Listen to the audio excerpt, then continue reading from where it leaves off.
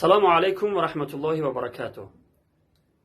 برادران و خواهران عزیز، این پیام مرا از شما مؤدبانه درخواست دارم که این پیام مرا به دیگران برسونه، لایک بجخه و پدلیت سر بکنه تا اینکه این پیامی که از جانب پروردگار عالمیان هسته و گوش دیگران هم برسه. خوب گوش اندازی برادرای عزیز، خیلی مهم است. الله رب العالمین در قرآن عظیم الشان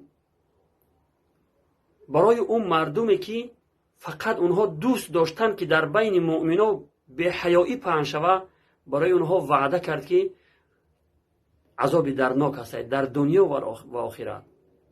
ان الذين يحبون ان تشيع الفاحشه في الذين آمنوا لهم عذاب علیم في الدنيا والآخره گفت. یعنی بیگمان اون نفرانی که دوست داشتن که در بین مؤمنان به حیایی پهن شود، برای اونها در دنیا و آخرت عذاب دردناک است. خوب گوش کنید برادر عزیز. ولی میبینیم بعضی برادران مسلمان ما به حیایی را خودش پهن میکنه، چی جایی که فقط دوست بداره به حیایی را خودش در بین مؤمنان پهن میکنه. خصوصا من مراجعت میکنم به او بلاگرهای تاجیک، بر اون مردمی که در شبکه های اجتماعی فعال هستند، سر و کارشون با اینترنت هسته و همیشه رسم و نوارهای را پهن میکنن. خوب به یاد داشته باشن که رسم یا نواری که پهن میکنه، خدای نخواسته اگر در اون رسم و نوار شما زنان به حجاب باشه، در اون رسم و نوار شما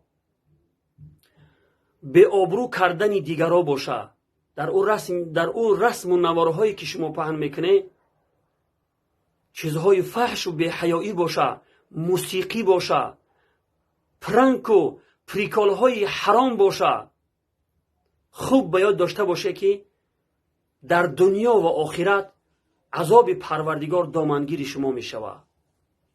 این که سخن من نبود، سخن الله رب العالمین بود. فقط برای اون مردمی بود که اونها فقط دوست داشتن که در بین مؤمنان به حیایی پهن شود. پس شما که با دستان خود به حیایی را پهن کرده استی، از الله نمی ترسی؟ پیش از آن که رسم یا نواری را پهن میکنه که در او زنای به حجاب هستی، سخنان فحش هستی، به آبرو کردن دیگران هستی، انتظار عذاب الله را باشه. و السلام علیکم و رحمت الله و برکاته.